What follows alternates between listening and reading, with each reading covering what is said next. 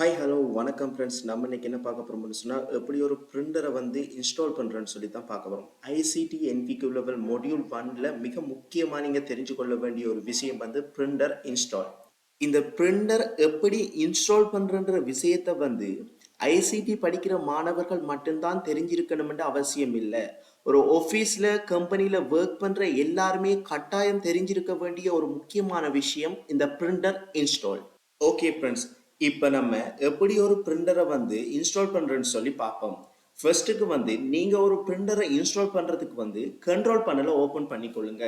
Control பேனலை open பண்ணுறதுக்கு நீங்கள் டெஸ்க்டாப்லேயே பார்த்தீங்கன்னு சொன்னால் கண்ட்ரோல் பேனல்னு சொல்லி இருக்கும். அப்படி இல்லைன்னு சொன்னால் நீங்கள் இந்த சர்ச் பாரில் கண்ட்ரோல் பேனல்னு சர்ச் பண்ணீங்கன்னு சொன்னால் கண்ட்ரோல் பேனல் ஓப்பன் ஆகும்.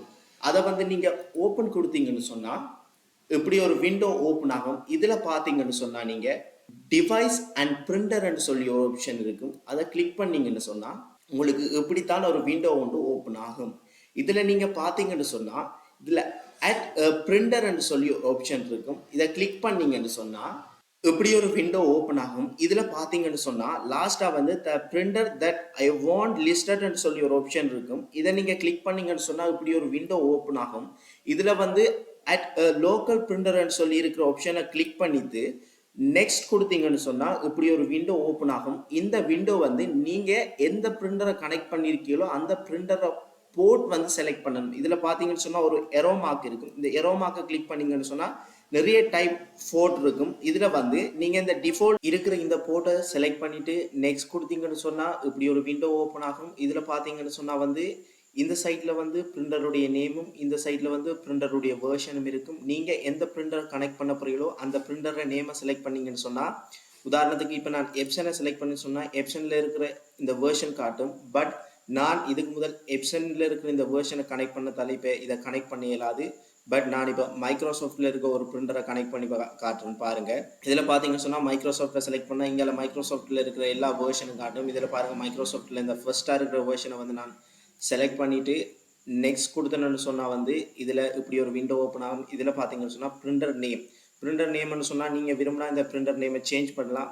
அப்படி இல்லைன்னு சொன்னால் அதே நேமில் வச்சுட்டு நெக்ஸ்ட் கொடுத்தீங்கன்னு சொன்னால் இன்ஸ்டால் ஆகி இப்படி ஒரு பேஜ் ஓப்பன் ஆகும். இதில் பார்த்தீங்கன்னு சொன்னால் பிரிண்டர் டெஸ்ட் பேஜ்னு சொல்லி இருக்கும்.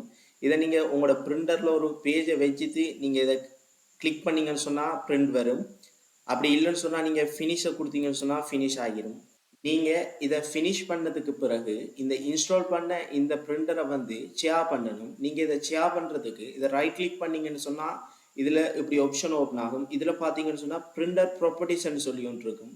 இதில் லாஸ்ட்டாகவும் ஒரு ப்ராப்பர்ட்டிஸ்ன்னு சொல்லி இருக்கும். பட் அதை கிளிக் பண்ணாமல் நீங்கள் இதில் பிரிண்டர் ப்ராப்பர்ட்டிஸை கிளிக் பண்ணீங்கன்னு சொன்னால் இப்படி ஒரு விண்டோ ஓப்பன் ஆகும். இதில் பார்த்தீங்கன்னு சொன்னால் நிறைய ஆப்ஷன் இருக்கும்.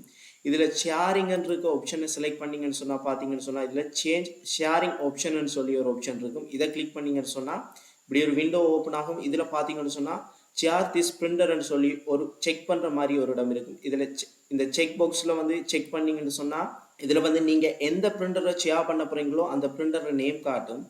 அதை அப்ளை பண்ணி ஓகே கொடுத்தீங்கன்னு சொன்னால் இந்த பிரிண்டர் இப்போ ஷேர் பிரிண்டராக மாறிது. ஒரு பிரிண்டரை ஷேர் பிரிண்டராக மாற்றுறதால என்ன யூஸ்ஃபுல்லான விஷயம்னு சொன்னால் ஒரே நெட்வொர்க்கில் கனெக்ட் பண்ணியிருக்கிற எல்லா கம்ப்யூட்டரில் இருந்தும் இந்த பிரிண்டர் மூலம் பிரிண்ட் எடுக்கக்கூடிய வசதியை ஏற்படுத்தி கொடுக்கக்கூடியது தான் இந்த ஷேர் பிரிண்டர். ஓகே ஃப்ரெண்ட்ஸ், நீங்கள் இப்போ இன்ஸ்டால் பண்ண இந்த மைக்ரோசாஃப்ட் கிளாஸ் ரைவர் 2 பிரிண்டர் ஒர்க் ஆகுதான்னு சொல்லி பார்க்குறதுக்கு நீங்கள் ஏதாவது ஒரு வேர்ட் ஃபைலை ஓப்பன் பண்ணிவிட்டு அதில் இந்த ஃபைலை கிளிக் பண்ணி பிரிண்டர் ஆப்ஷனை செலக்ட் பண்ணீங்கன்னு சொன்னால் இதில் பிரிண்டரில் நீங்கள் இப்போ பார்த்தீங்கன்னு சொன்னால் நம்ம இப்போ இன்ஸ்டால் பண்ண மைக்ரோசாஃப்ட் கிளாஸ் ரைவர் 2 பிரிண்டர் தான் இருக்குது. அப்படின்னு சொன்னால் நீங்கள் இன்ஸ்டால் பண்ண ரைவர் இன்ஸ்டால் ஆகிட்டுன்னு சொல்லி அர்த்தம். ஓகே ஃப்ரெண்ட்ஸ், இப்படித்தான் நீங்கள் ஒரு பிரிண்டரை இன்ஸ்டால் பண்ணணும்.